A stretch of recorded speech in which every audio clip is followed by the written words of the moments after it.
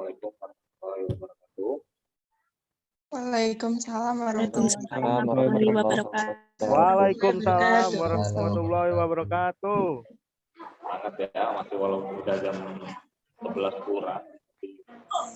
Ya, tadi rata-rata sudah kuliah ya. Semoga hari ini masih tetap semangat untuk kuliah. Mohon nanti yang tidak bertanya untuk di-mute dulu ya. Zoom-nya ya. Ini saya tes dulu. Tuh, temannya dikabarin juga kalau kelasnya sudah selesai.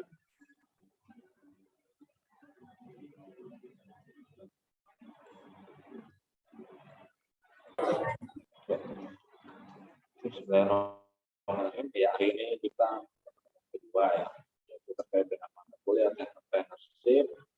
Mana ada kemarin kontrak kuliah nih kelas B belum menyetujui nih kemarin, gimana jadi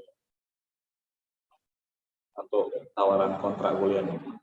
Apakah setuju aja dengan yang saya tawarkan atau ada yang mau diubah-ubah? Mana Brian? Gimana kelas B? Deal, jawab Deal. Hai Deal. Setuju Pak, kemarin kan di chat juga udah setuju Pak. Perwakilan dari Kosma Brian. Belum ada kata sepakat. Oh, Berarti kamu mewakili Kosma ya? Iya. Atau mewakili kelas B? Kami udah sepakat sama satu Kosma Pak. Udah Pak. Udah, berarti deal ya yang itu ya. Ya Pak. Pimpin aja Pak.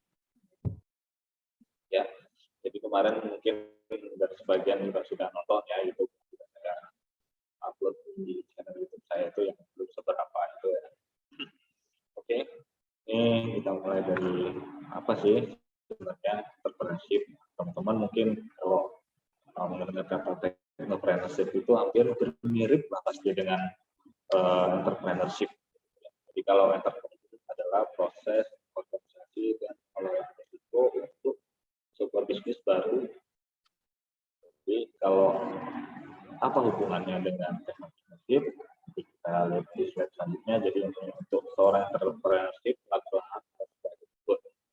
Jadi kalau menjadi seorang basicnya adalah seorang entrepreneurship, jadi mengidentifikasi dan mengevaluasi peluang pasar seperti apa, terus yang menemukan solusi untuk mengisi peluang pasar tersebut, jadi memperoleh sumber daya yang diperlukan, uang, orang, dan peralatan untuk menjalankan bisnis. Yang D, mengelola sumber daya dari tahap awal, fase bertahan, dan fase pengembangan atau ekspansi. Yang E, mengelola resiko-resiko yang berhubungan dengan bisnisnya. Nah, jadi entrepreneurship itu ada beberapa poin yang tadi sudah saya sampaikan. Jadi perlu dicatat bahwa teknologi merupakan bagian dari solusi yang diperlukan untuk memperoleh uang. Jadi teknologi hanya salah satu dari 5 aspek entrepreneurship yang diperlukan. Tugas-tugas lain yang harus dilakukan oleh seorang entrepreneur juga sangat penting. Karena seringkali seorang ilmuwan atau pakar teknologi tidak mampu teknologi. Jadi teknologi bukanlah segalanya dalam entrepreneurship. Apa sih sebenarnya entrepreneurship itu? Untuk mendefinisikan entrepreneurship, hal yang harus diperhatikan adalah penelitian dan komersialisasi. Penelitian merupakan penemuan dan penambahan pada ilmu pengetahuan. Komersialisasi dapat didefinisikan sebagai pemindahan hasil teknologi dari laboratorium ke pasar dengan cara yang menguntungkan. Dan ini jadinya. Jadi technopreneurship itu yang setelah yang saya jelaskan tadi adalah teknologi plus entrepreneur, sebuah inkubator bisnis atau wirausaha yang berbasis teknologi. Wirausaha adalah orang yang menjalankan usaha atau dengan menghasilkan keuntungan rugi. Teknologi adalah, bentar ya, saya ada telepon.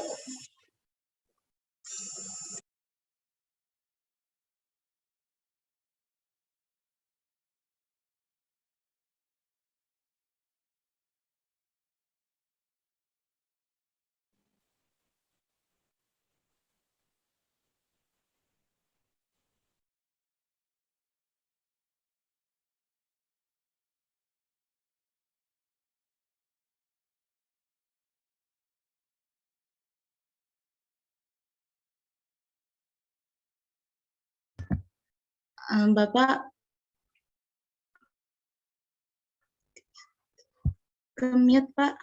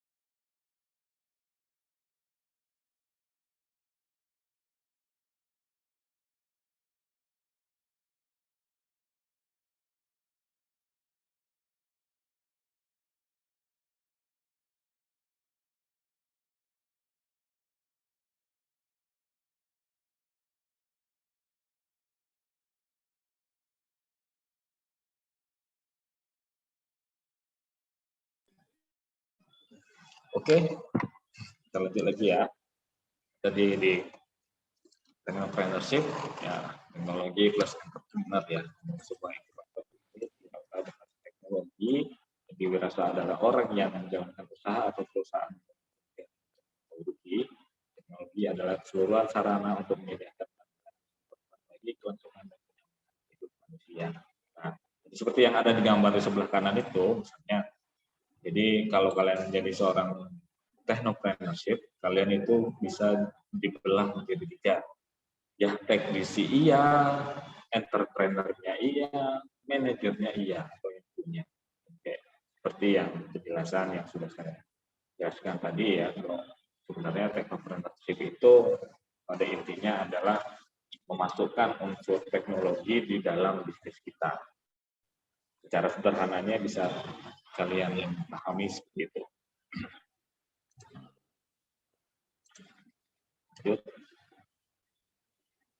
Jadi apa sih bedanya antara pedagang versus pengusaha?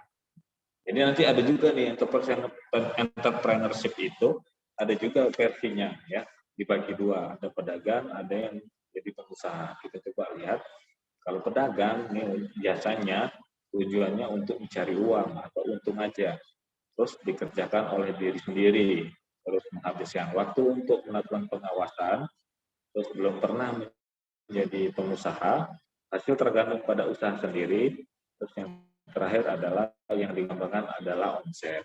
Nah, jadi kalau peda itu kalau kalian paham kenapa ada yang namanya pedagang dan pengusaha, itulah salah satu bedanya. Sedangkan pengusaha apa? Pertama adalah mencari duit melalui ekosistem sebagai penghasil duit. Yang kedua, memiliki manajemen atau tim. Yang ketiga, waktu digunakan untuk membuat relasi. Yang keempat, sudah pernah menjadi pedagang. Yang kelima, hasil tergantung pada kinerja tim. Terakhir adalah yang kegembang adalah aset. Ini jelas sekali beda dengan kontrasnya ya antara pedagang dan pengusaha itu seperti apa. Jadi kalau misalnya contohnya orang kita seperti ilustrasi itu orang jual rujak lah. Orang jual rujak itu kan tujuannya cuma mencari uang atau untung, kayak gitu. Coba bisa juga rujak itu dikategorikan sebagai pengusaha rujak, kayak gitu misalnya ya. Jadi dia membuatnya melalui ekosistem penghasil duit. Jadi dia pengusaha rujak itu nggak mungkin dia cuma satu diri sendiri. Jadi dia punya banyak gerobak dagangannya. Nah, dia juga melalui ekosistem. Ekosistemnya itu seperti apa? Mungkin dia orang-orang yang vegetarian, dia masuk ke situ, gitu. Jadi tidak cuma jual gerobak dorong aja, tapi dia juga jual ke orang-orang yang vegetarian, kayak gitu. Terus dia memiliki manajemen dan tim, tidak waktu untuk menghabiskan pengawasan aja. Maksudnya apa sih pengawasan di sini? Misalnya dia jualan gitu, cuma duduk aja kayak gitu. Enggak ngapa-ngapain, cuma paling ngobrol sama penjual yang lain kayak gitu ya. Tapi kalau misalnya dia pengusaha, dia memiliki manajemen dan tim. Jadi ada tim marketingnya, ada tim produksinya, ada tim keuangannya, ada yang tim produksi dan lain-lainnya. Jadi ada satu kesatuan tim. Terus yang ini dia kalau untuk pengusaha dia untuk memperluas relasi. Kalau itu apa tadi pedagang menghabiskan waktu untuk pengawasan ya. Terus yang selanjutnya pasti kalau seorang pengusaha itu dulunya adalah seorang pedagang. Jadi karena dia berpikir nggak mungkin kalau aku cuma berjualan seperti ini aja, jadi harus meningkat jadi pengusaha. Sedangkan pedagang itu mungkin juga sebagian dari proses menjadi pengusaha. Sebelumnya nggak langsung melompat dari pengusaha. Yang terakhir ada yang kekembangan adalah aset. Kekembangan adalah omset. Kalau asetnya bertambah, otomatis omsetnya juga pasti bertambah. Sedangkan kalau omsetnya bertambah, belum tentu asetnya bertambah. Nah, itu perbedaan. Oke, selanjutnya ini ada contohnya technopreneurship versus entrepreneurship biasa, misalnya ya. Kalau misal dari ilustrasi gambar itu mereka bekerja sangat keras untuk berpikir gitu ya. Dan satunya entrepreneur itu dia juga bekerja melalui laptop, tapi pikirannya bisa sampai ya. Terdapat perbedaan antara entrepreneur biasa dan technopreneurship. Jadi kalau misalnya teknologi entrepreneurship harus sukses pada 2 tugas utama, yaitu menjamin bahwa teknologi berfungsi sesuai kebutuhan target pelanggan dan teknologi tersebut dapat dijual dengan mendapatkan keuntungan. Tentunya entrepreneurship biasa umumnya hanya berhubungan dengan bagian kedua, yaitu menjual dengan mendapatkan keuntungan. Ini maksudnya apa di sini? Misalnya kayak Gojek itulah misalnya kan.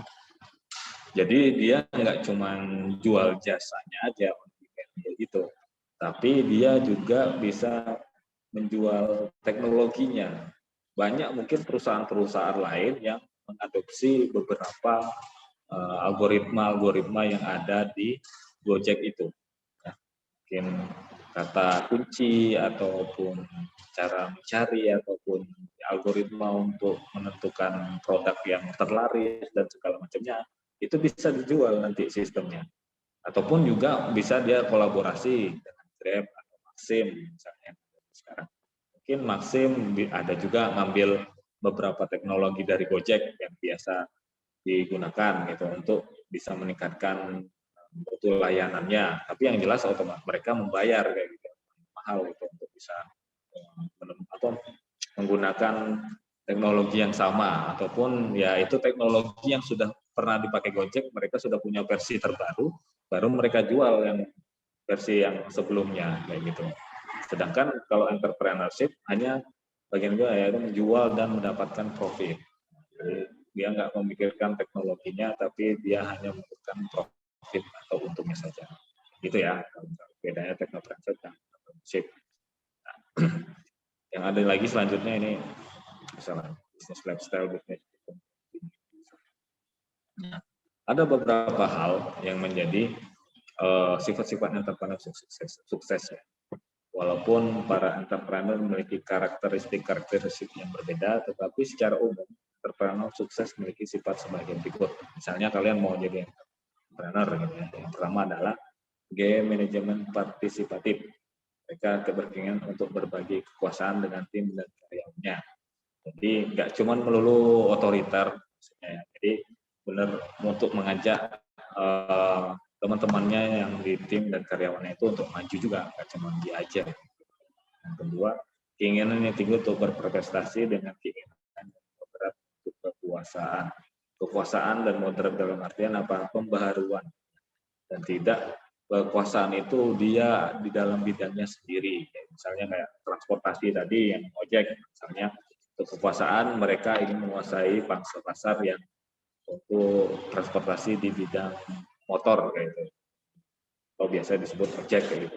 Nggak cuma di Indonesia, tapi mereka juga mencoba merebut pasar di Malaysia sampai ke Vietnam dan Thailand dan sebagainya di Asia Tenggara. Nah, yang ketiga itu pastinya tahan banting dan tidak mudah kecewa. Ini yang biasa terjadi jika menjadi awal-awal untuk entrepreneur. Pasti banyak kecewa, terus baru berjalan sebentar terus merasa gagal, jadi nggak mau lagi melanjutkannya. Tapi kalau sifat-sifat orang sukses, salah satunya adalah tahan banting dan tidak kecewa. Yang selanjutnya, sanggup hidup dengan ketidakpastian, khususnya ketidakpastian finansial. Nah, ini juga menjadi suatu jalan ya kalau menjadi seorang entrepreneur. Yang namanya kita berdagang, kadang kita untungnya luar biasa banyak. Kadang yang nggak ada, kayak seperti kehidupan lah, rodanya berputar kayak gitu. Jadi, tapi tetap ada sebuah plan yang buat kita bisa mensiasati finansialnya seperti apa. Ketika kita mungkin contohnya lah sekarang orang-orang ketika pandemi gitu kan, misalnya toko-toko yang tutup sebelum-sebelumnya mungkin mereka hidupnya karena finansialnya banyak, foya-foya, lupa nabung kayak gitu kan. Sekali kena pandemi kayak ini harus tutup, mereka nggak ada pemasukan sama sekali, sedangkan cicilan banyak, nah habis untuk nutupi semua. Itu jadi perlu juga untuk perencanaan dari finansial untuk mengakali ketidakpastian tersebut. Tidak defensif, yaitu mendengar kritik yang membangun dengan pikiran terbuka. Ini juga salah satunya ya. Jadi kita udah capek-capek buat sesuatu, tapi dikritik orang, oh itu kurang bagus, warnanya kurang mencolok dan segala macam. Dan nanti produkmu itu tidak sesuai ini di pasaran. Nggak apa-apa, kita dengerin aja kritik. Coba kita cari tahu dulu. Oh, ternyata orang ini dulu pernah berdagang di bidang itu sama. Jadi kalau misalnya apa yang dia katakan berdasarkan pengalaman, beda cerita sama orang yang omdo doang. Dia nggak pernah menjalani bisnis apa-apa dengan biasanya mengkritik. Nah, kita iyain aja untuk supaya melerai konflik lah ibaratnya sesama teman, karena dia juga nggak tahu sebenarnya itu berdasarkan asumsi pribadinya. Beda kalau ceritanya kita survei tentang pelayanan, terus bisa kita jual makanan, rasa dan segala macam, ya itu wajib untuk kita dengarkan kayak gitu kritiknya. Ataupun teman yang benar-benar sudah paham juga di bidang entrepreneur bisnis. Terakhir ada fleksibel, memiliki kemampuan untuk berubah ketika sadar bahwa dia sedang ke arah yang salah. Ini juga perlu sesuatu hal pengalaman sih kalau menurut saya dari yang saya jalani. Kita itu kadang membuat strategi A, tapi ketika setengah jalan kita sadar bahwa menuju arah yang salah, ini nggak cocok nih. Nanti ujung-ujungnya kita bakal tekor ibaratnya kayak gini. Ya udah, nggak apa-apa, nggak dilanjut aja. Kita ubah arahnya, ataupun ya kalau mau dilanjut dengan misalnya antara berhasil nggak berhasil kayak gitu urusan belakang, yang penting coba dulu kayak gitu. Nah, itu nggak bisa juga sebenarnya. Jelas lebih ke fleksibelnya aja ya. Selanjutnya, nah tahapan-tahapan untuk mengembangkan jiwa entrepreneurship. Jadi teman-teman sudah memahami lah pokoknya menjadi seorang entrepreneurship itu basicnya adalah seorang entrepreneurship.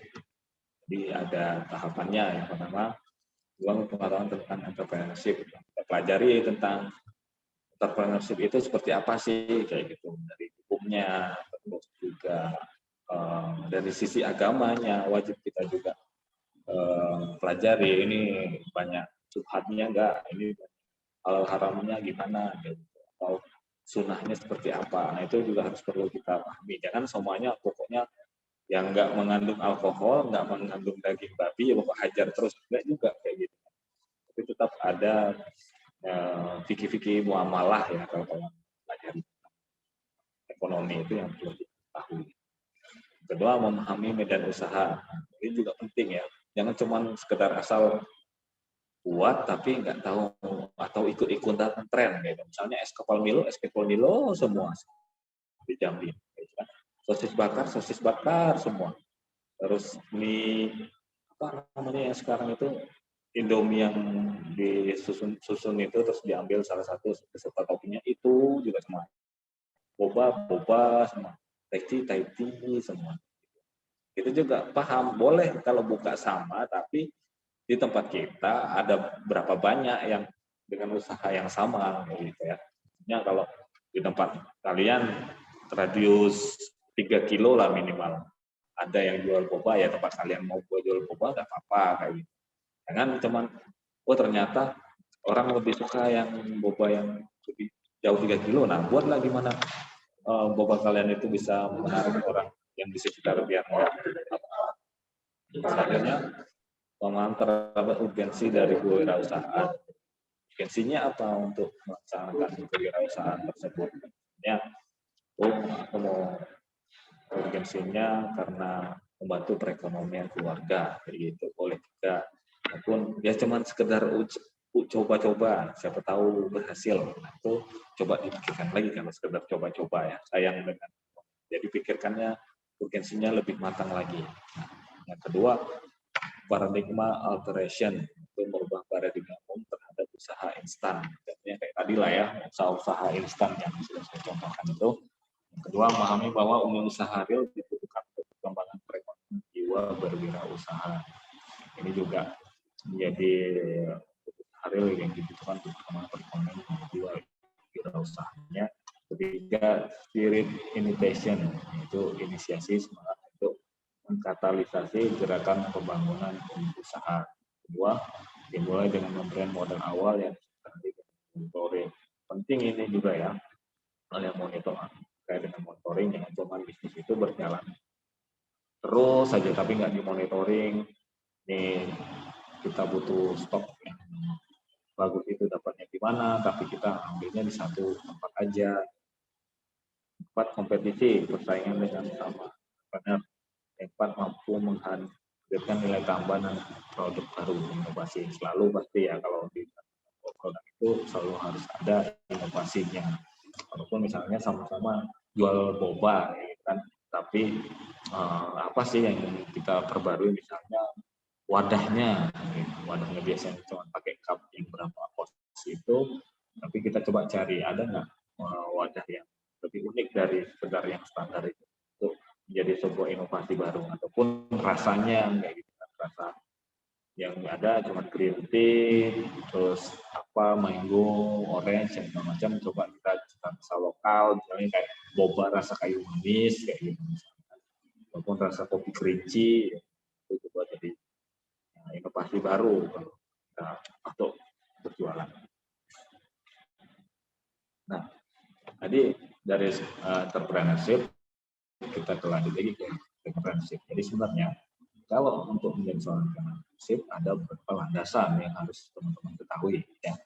Yang pertama, biasanya nih rata-rata itu berdasarkan dari kebutuhan masyarakat. Misalnya kebutuhan masyarakat terlebih jika ada kebutuhan masyarakat yang belum bisa dipenuhi oleh pihak manapun di dunia ini. Nah, salah satunya atau contoh lagi itu Gojek, gitu ya, dari kebutuhan masyarakat. Karena sekarang mungkin kendaraan umum yang roda 4 itu tidak bisa menjangkau lorong-lorong ataupun jalan-jalan yang sempit, gitu. Dan juga orang juga terkesan karena jalan umum atau jalan setapak itu di sekitar jalan di rumahnya itu nggak bagus, becek lah atau sempit lah atau gimana lah kayak gitu kan. Jadi Gojek itu mengambil peluang yang dari kebutuhan masyarakat. Jadi kalau mereka pesan ojek itu lewat dari HP aja, tinggal tunggu di rumah, nanti ada yang jemput, yang diantar dari pintu sampai ke pintu lagi. Beda kalau misalnya dengan angkutan umum, mereka harus berjalan dulu ke halte atau ke pinggir jalan besar, habis itu mereka ke tempat tujuan, dan tempat tujuan mereka pun harus berjalan lagi. Gitu. Kan memang ada selisih harga yang mereka bayarkan Gojek dan transportasi bus umum, ya. Misalnya selisihnya 5.000, orang pasti akan lebih memilih nggak apa-apa lah pun bayar 5.000 daripada jalan kaki. Tapi beda pemikiran kalau yang orang yang mau sehat ya. Tapi rata-rata kalau orang Indonesia maunya pokoknya dari pintu sampai pintu. Kalau bisa masuk dalam kamar sampai di atas sampai kamar. Gojek. Tapi sayangnya kan nggak mungkin gitu ya. Nah, perkara yang kedua ada perkaya diri dengan ide dan inspirasi. Kalau misalnya ada ide atau inspirasi itu catat aja dulu. Apa sih di sekitar saya ini yang bisa saya selesaikan dengan teknologi, misalnya kayak gitu. Kita cari idenya, inspirasinya. Kan sekarang bisa kalian lihat di internet segala macam. Jadi bisa kita jadikan suatu awal timbulnya suatu ide. Nah, yang ketiga, rencanakan dengan matang dan melakukan dengan cepat. Seorang harus menganalisis pasar, desain suatu produk, membuat masalah untuk pasar, menyusun struktur organisasi kita, memegang tanggung jawab terhadap seluruh proses bisnis. Nah, ini kalau kalian melakukan sebuah bikin startup lah kayak itu, jelas semuanya itu rata-rata biasanya ya kalau ini ya kita kerjakan sendiri. Emang berat sih, tapi ya nanti di endingnya kita akan mengetahui semua apa yang telah kita kerjakan. Nah, yang jelas tambahkan value pada produk. Produk yang kita hasilkan bisa saja sama persis dengan beberapa usaha lain, tapi ada satu hal yang membuat suatu produk tertentu lebih disukai dan lebih laris dibandingkan produk ini yang serupa. Ya. Nah, value ini sebenarnya gampang-gampang susah untuk kita mencari, tapi bisa. Gitu. Contohnya Grab dan Gojek. Dulunya Grab dulu itu sebenarnya ada di dunia. Tapi mereka lebih ke aplikasi pemesanan kendaraan roda 4. Diadopsi sama idenya si Grab tadi sama Gojek. Karena Indonesia itu lebih dominan kendaraan roda 2, diadopsinya ke kendaraan roda 2 dulu sama si Gojek. oh ternyata besar bisnisnya, laris manis itu jadi nilai sebuah. Dan mereka juga mengekspansi ke mobil kendaraan roda 4. Jadi hasilnya sama. Sedangkan si Grab ini juga nggak mau kalah, dia juga akhirnya yang mengikuti Gojek kayak gitu kan. Padahal Grab itu awalnya yang terbesar lah, satu terbesar di Asia kayak gitu. Akhirnya dia yang ikuti Gojek, bikin juga pakai yang transportasi pemesanan online roda 2 gitu. Di situ Gojek pakai GoFood-nya. Wah, ini sebuah nilai lagi nih, bisa pesan makanan langsung di rumah dan ada yang membelikan di restoran, kita tinggal bayar gitu sama ongkos kirimnya. Gitu. Nah, Grab juga ikut kayak gitu. Terus perkembangan sampai ke GoPay, sampai ke GoPay nih pembayarannya. Sedangkan Grab akhirnya kayaknya nggak mau ngikutin lagi, jadi dia gandeng aja dengan vintage yang ada yaitu OVO. Atau jangan-jangan juga sebenarnya OVO itu anak perusahaan Grab juga, gitu nama ini. Nggak mirip-mirip kayak gitu. Nah, dia selalu ada value dan produk kalau entrepreneurship. Memang betul perlu banyak ide dan inspirasi. Jadi apa sih peranan teknopreneurship bagi masyarakat? Invensi dan inovasi yang dihasilkan serta tidak hanya bermanfaat dalam mengembangkan industri besar dan canggih. Teknopreneurship juga dapat diarahkan untuk memberikan manfaat bagi masyarakat yang memiliki kemampuan ekonomi lemah dan untuk meningkatkan kualitas hidup mereka. Kemudian teknologi diharapkan untuk mendukung pembangunan berkelanjutan sustainable development. Ya. Jadi kalau dulu teknopreneurship itu sifatnya hal yang besar-besar ya, besar dan canggih, misalnya kayak Apple, Microsoft, terus Facebook dan semacamnya. Tapi sekarang sampai lini kecil pun juga itu sudah tersentuh oleh technopreneurship. Ya, kayak contohnya tadi Gojek tadi ya, itu satu hal kecil tapi besar juga manfaatnya. Hanya teknologi dapat memberikan dan memiliki manfaat atau dampak baik secara ekonomi, sosial maupun dampaknya secara ekonomi, yaitu yang pertama adalah meningkatkan efisiensi dan produktivitas. Dan yang kedua meningkatkan pendapatan. Ketiga menciptakan lapangan kerja baru, dapat menggerakkan sektor ekonomi yang lain.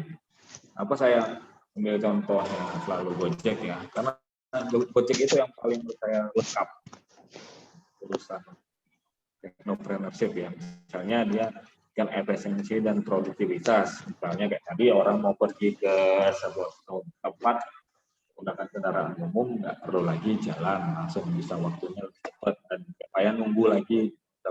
Bisnya datang jam 15 menit, dia cuma nunggu dengan driver yang ada di sekitarnya sekitar 2 menit sampai 5 menit aja langsung untuk berjalan. Menjadi efisiensi dan produktif. Itu meningkatkan pendapatan. Jelas. Jadi misalnya orang yang sudah bekerja di tempat lain, dia pulang mungkin, atau guru-guru yang honorer ya. Jam 1. Jadi pulangnya dia bisa sampai di ataupun juga orang yang berjualan makanan, saudara kalau masuk ke aplikasi food ya, orang beli secara langsung tapi bisa kita pesan dari ciptakan lapangan kerja baru pasti ya. Berapa banyak, ada ratusan mungkin sudah jutaan driver yang roda 2, roda 3 itu, atau belum lagi yang kerja di kantornya Gojek itu. Rekan sektor-sektor ekonomi lain. Jadi hanya dulu produk rumahan itu sangat susah untuk dipasarkan. Sekarang itu dengan mereka hanya mendaftar di Gojek, nanti orang membeli, nggak perlu lagi dia ada tempat kayak gitu.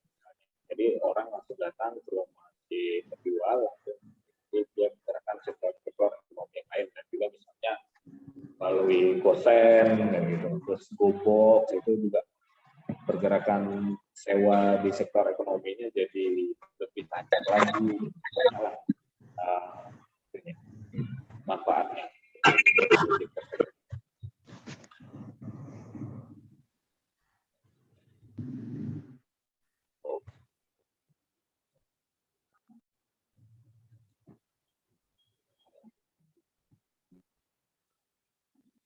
Selanjutnya untuk peranan teknologi dibicarakan, misalnya tadi kita bicarakan ekonomi dan adalah sosial, dari sisi lingkungannya itu mendapatkan bahan baku dari sumber daya alam kita secara produktif.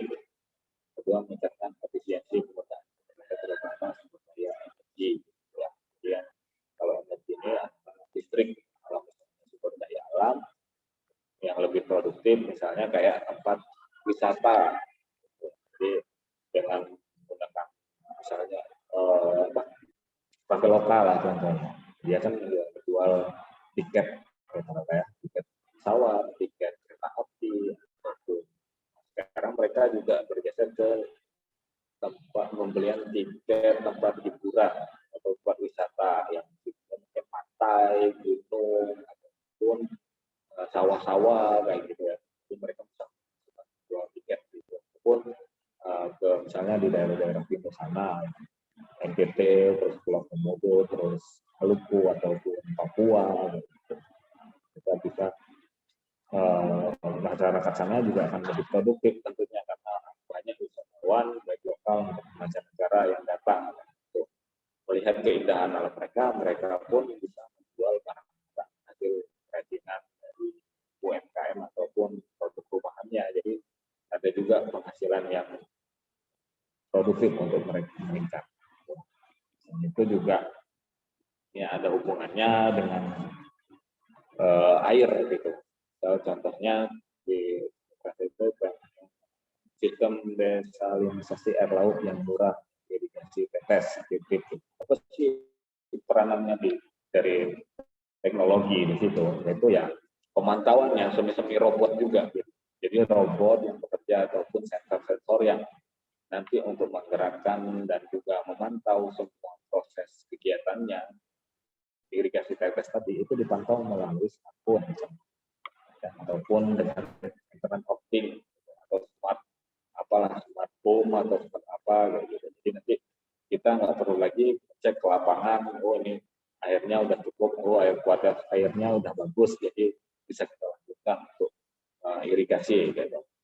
Ya, energi lagi contoh produk teknologi alternatifnya energi listrik tenaga air gitu, hydro tenaga angin, pengering tenaga surya dan lain. Ini bisa dikonversi oleh teknologi yang nantinya bisa dikontrol melalui gadget. Nah, kesehatan. Suatu teknologi adalah mengembangkan produk berbahan baku lokal menjadi produk herbal berstatus standar atau fitofarmaka. Misalnya kayak Halodoc kesehatan. Nah, ataupun di fitur Halodoc itu juga bisa kita mengecek misalnya jantung kita 1 menit berdetak berapa kali, terus denyut nadi kita berapa kali, apakah ini kalau misalnya rentangnya di sekitar sekian sampai sekian berarti ada diagnosa itu Anda kekurangan air putih misalnya gitu ya. Jadi itu diselip-selipkan teknologi atau algoritma ya. Seperti itu, fitur-fitur loh. Nah, ataupun biodiversity dan keanekaragaman ya. Contohnya produk makanan memberi nilai tambah dan keanekaragaman hayati Indonesia tetap pelestariannya.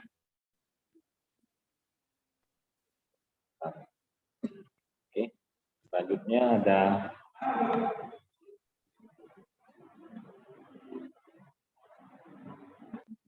gimana sih agar intensi dan inovasi dapat memberikan manfaat bagi masyarakat? Beberapa kriteria berikut ini dapat digunakan untuk mengembangkan intensi dan inovasi agar bermanfaat masyarakat, yaitu inovasi itu harus yang satu memberikan performasi solusi lebih baik dan lebih efisiensi.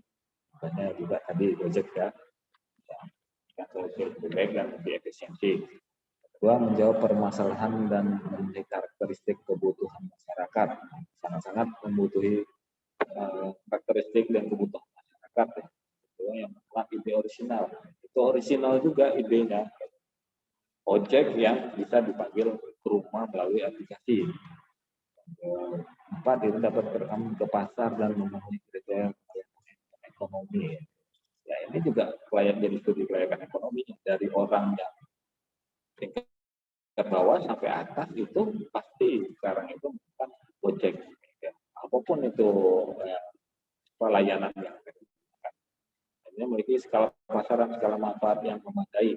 Skala pasarnya jelas kalau di Indonesia seluruh provinsi mungkin sudah ada sekarang, ataupun sampai di beberapa kabupaten itu sudah ada juga.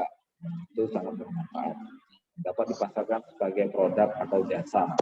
Kalau misalnya untuk produknya apa sih, kalau misalnya kalau jasa jelas ya, kalau Gojek tadi mereka ojeknya yang jadi jasanya. Kalau produknya ya ini tadi, misalnya mereka membuat merchandise sendiri ataupun mereka membuat produk softwarenya, mereka bisa membuat produk dari bahan makanan yang mungkin masih di trending Gojek kayak gitu. Ini meningkatkan produktivitas pendapatan dan ekonomi masyarakat. Jelas ya. Jadi tantangannya sangat luar biasa di orang teknologi. Ini tantangan masif di industri 4.0 bahwa ini Indonesia secara umum dalam terintegrasi dan inovasi domestik terbatas, dalam integratif dan tidak berorientasi pasar, sehingga banyak inovasi yang layu jadi berkembang. Ada kesenjangan yang besar antara penawaran dan solusi teknologi berkembang. Nah itu dana penelitian dan pengembangan nasional masih terbatas.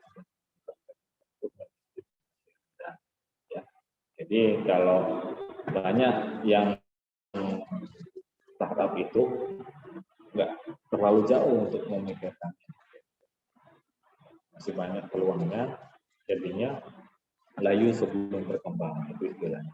Walaupun ada kesenjangan antara penawaran dan permintaan teknologi bertambah, kayaknya banyak aplikasi-aplikasi semacam Gojek lokal, kita citanya saingan dengan Gojek, ada di Jambi juga enggak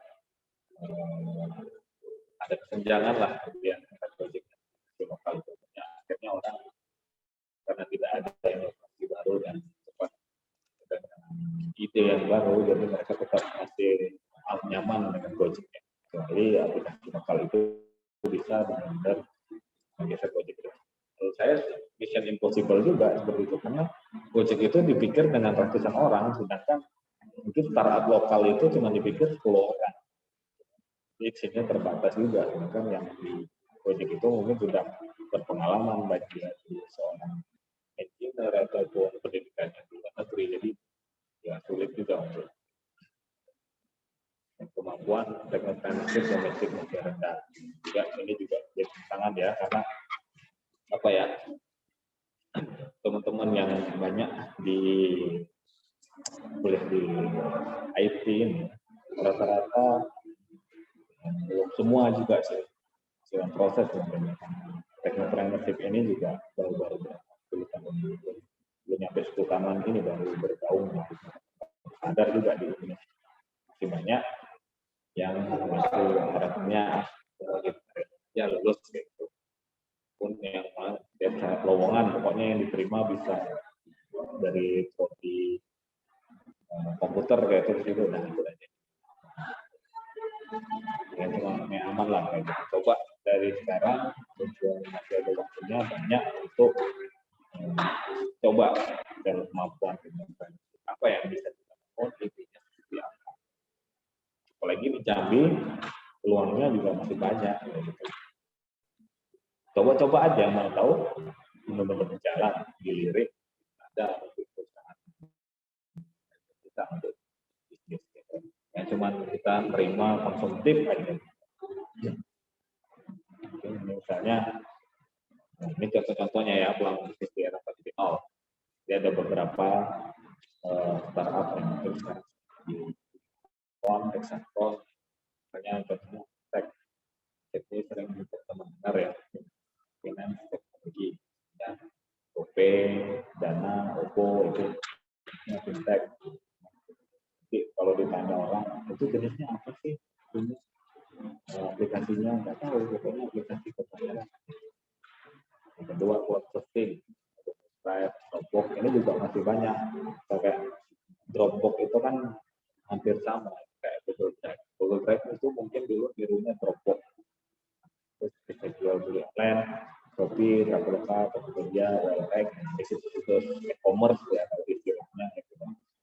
Ataupun on-demand service yang servis secara langsung kayak Grab, Gojek, ataupun online marketing itu ada bisa kita pakai Facebook, Instagram, TikTok, sosial media marketing lah sebenarnya ya. YouTube juga bisa.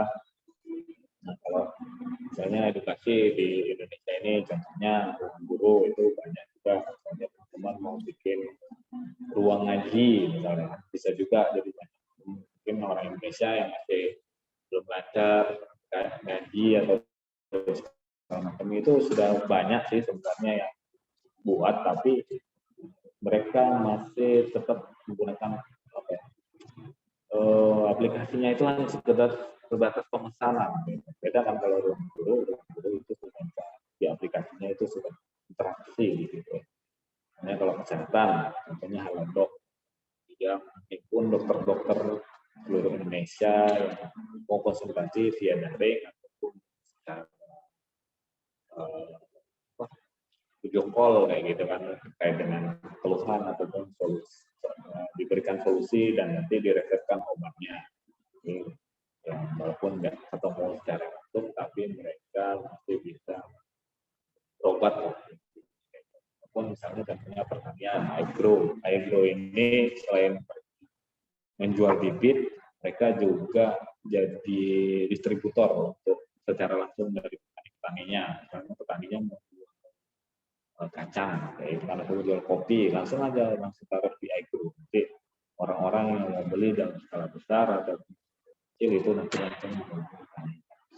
Ini semacam e-commerce kalau agro ini, tapi dia lebih spesifik. Nah, bisa juga buat kayak gitu ya. Misalnya kalau di Jambi e-commerce khusus kue-kue tradisional gitu. Bisa juga ditaruh di situ. Walaupun sebenarnya lebih lengkap juga di Shopee. Mungkin peluangnya karena lebih spesifik orang nggak susah nyarinya. Jadi bisa juga. Banyak yang bisa. Misalnya ini juga ada istilah startup. Kalau mahasiswa IT nggak tahu ini kemana. Jadi saya harus singgung nih perbedaan startup, unicorn, decathlon, dan unicorn. Jadi apa sih? Startup adalah perusahaan yang baru saja didirikan dan berada di fase pengembangan penelitian untuk menemukan pasar yang tepat. Dan startup dengan istilah unicorn, decathlon, apa perbedaannya? Ini istilah aja untuk di dunia startup. Jadi biar enggak, nah itu kita tinggal dengan istilah seperti ini ya. Jadi ada yang unicorn apa sih startup yang sudah level unicorn? Katanya masih rendah, evaluasinya atau bayar atau 14 itu nya Gojek, Traveloka, Grab, Bukalapak. Nah, seperti itu aja masih unicorn ibaratnya, masih, tapi lihatlah nilai evaluasinya, nilai 14,1 T. Itu sebetulnya FSC itu nanti tapi kita baby. Kedua decathlon, tingkat sedang, yang 10 miliar sampai 1 triliun, contohnya Grab, terus Tokbox atau Xiaomi, hektaton, ya. Ini levelnya tinggi. Level tinggi ini paling setara dengan Facebook, Google, Microsoft, atau Apple. Gitu. Nggak tahu lagi mereka mungkin ada enggak Amazon. Gimana mereka juga ngabisin uangnya itu nggak tahu lagi. Itu kalau memang benar-benar berhasil di teknologi, seperti itu. Ada juga ungkapan orang yang menguasai dunia itu sekarang adalah orang maupun teknologi informasi. Ya, orang terkaya di Indonesia, Jeff Bezos, Bill Gates, Elon Musk. Itu mereka dari teknologi semua, dari sisanya di nomor 5 sampai 10 itu yang mungkin retail, jual beli Zara, produk-produk tas, baju, itu pun mereka juga masih menggunakan teknologi untuk melakukan bisnisnya. Gitu. Nah, Saya tanya ya sekarang teman-teman nih tahu nggak framework dunia? Nih, Mark Zuckerberg, CEO-nya siapa? Facebook, Pak. Facebook. Nah, betul. Terus Steve Jobs. Ownernya iPhone. apa? iPhone. Apple. Kok iPhone? Sorry, Pak. Apple itu produknya. Jeff Bezos. Apa? Amazon, Pak. Amazon itu apa? Sempat beli jual online. E-commerce. Toko e-commerce tepatnya. Terus Sergey Brin sama Larry Page ini ownernya apa? Dosa Google, kelamaan. Itu tadi barusan saya sebut. Itu mereka yang punya Google, kalau yang kalian cari kalau buat tugas, nah, yang punya namanya Sergey Brin, Larry Page. Terus Elon Musk, ownernya apa? Tesla. Oh, tahu semua ya. Satu lagi apa? Ininya produknya. Yang apa bikin roket itu apa namanya? Ya. SpaceX. Bisa kalah sama saya sih. Nah, itu Zhang Yiming, CEO-nya apa? Yang lagi benar-benar viral dan semua orang sekarang pakai TikTok. Nah, dia tahu itu TikTok. Yang semua orang pakai TikTok, Pak. Padahal kamu nggak pakai TikTok. Enggak, Pak. Ya, tapi Zhang Yiming ini udah mengundurkan diri. Nggak di TikTok lagi. Nah, itu kalau yang di dunia ya. Ini ada juga misalnya lokal. Baik, kalau lokal itu punya namanya Ferry Gunardi, terus punya Tepet itu beli yang Tanu Wijaya, beli apa yang Gojek itu dibikin kita, belum Karim. Terus yang sekarang udah merger ya, jadinya Goto antara Tokopedia dan Gojek. Ahmad Zaki, CEO Bukalapak. Mereka ini udah kaya-kaya betul udah sekarang, nggak perlu duit lagi mereka. Perlu ambisi pribadi aja. Nah, kalau untuk di Jambi, ada nggak sih startup yang kalian ketahui apa kalau di Jambi? Nggak tahu kan kalau di Jambi ini ada namanya Kribo. Kribo ini apa sih Pak? Kribo ini jual beli sayur untuk studio. Habis ini coba buka ini aplikasi Kribo ya. Yang mana terus apa yang cuman TikTok dan terus akan ya dibuka di Facebook, WA. Tapi lihat juga dari apa namanya startup yang ada itu. Oke, sampai di sini mungkin ada yang mau ditanyakan lebih dahulu.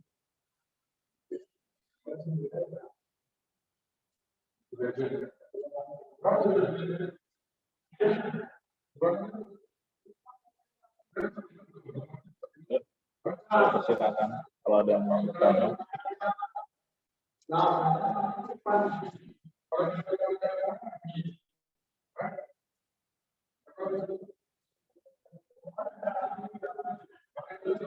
Ya, ada.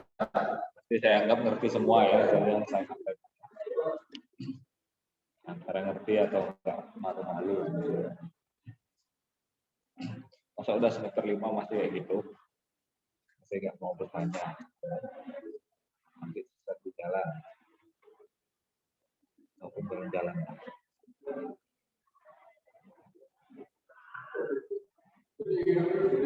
Oke. Jika tidak ada nih untuk tugas selanjutnya, tugas terus Pak.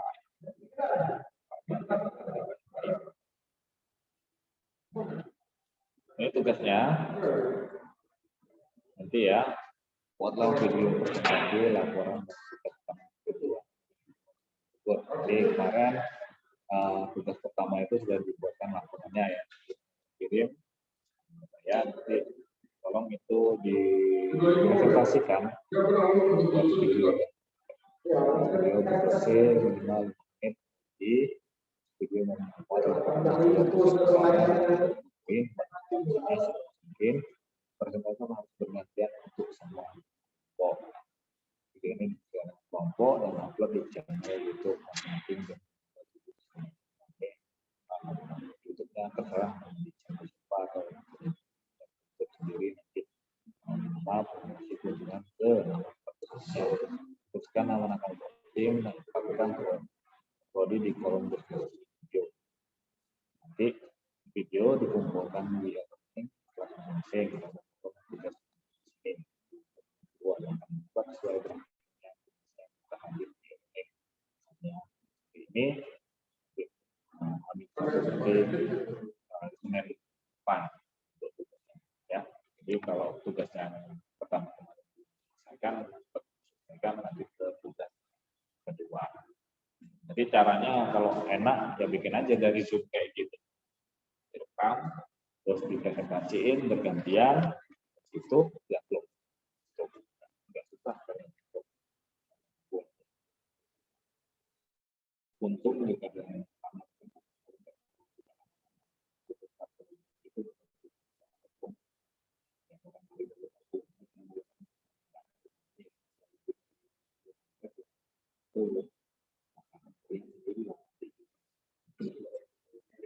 apa aja. Oke, ada mau ditanyakan terkait dengan tugas?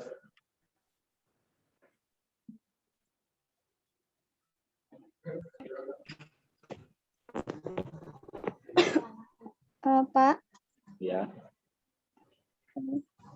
kan itu di Google Form itu kan ada kelasnya kan Pak. Nah, untuk kami yang gabung dengan kelas lain gimana itu Pak kelasnya Pak? Namanya disebutkan aja. Apapun ya misalnya Jamila, Adil, kan kelasnya dibuat kelas 5A, 5B, kelas B. Itu aja Pak. Ngumpulnya satu aja dengan. Iya Pak, baik Pak. Terima kasih Pak. Ya. Ada lagi?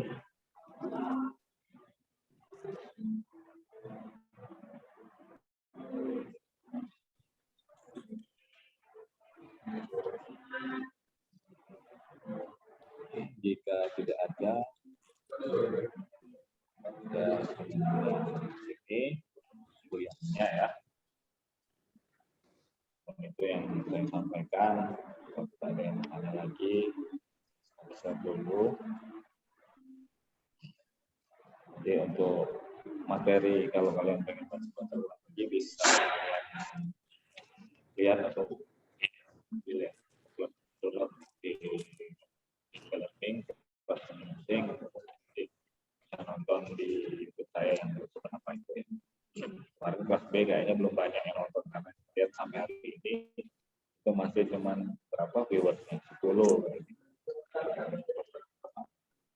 Tidak masalah, yang penting kalian paham apa yang menjadi sebuah kontrak perkuliahan dan seperti apa. Ya. Kalian nggak tahu ya saya profesor tambah ulang. Wah, karena kalian belum nonton. Oke.